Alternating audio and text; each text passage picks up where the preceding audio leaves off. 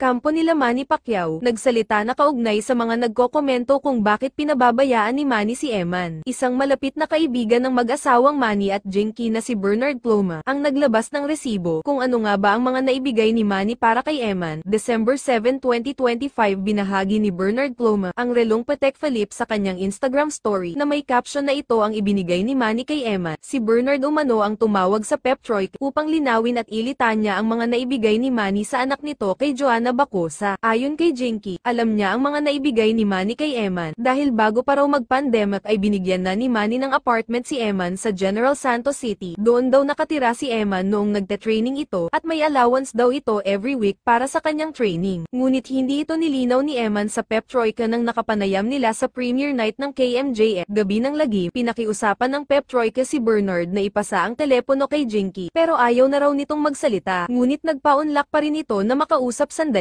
Matipid lang ang sagot ni Jinky sa ilang katanungan ng Pep Troika. Aniya, basta okay raw sila ni Eman, at wala raw problema sa kanya kung maging close ang mga anak niya kay Eman. Naitanong din ng Pep ang tungkol sa ina ni Eman na si Joanna Bacosa. Wala raw siyang masasabi tungkol kay Joanna. Okay naman sa akin. Okay lang naman. Never naman nakaano si Bacosa sa akin. Si Joanne, never siya nakarinig sa akin ng kahit ano dyan. Wala talaga siyang narinig sa akin. Siya pa ang medyo, ay huwag na lang ako magsalita makahulugang sabi ni Jinky.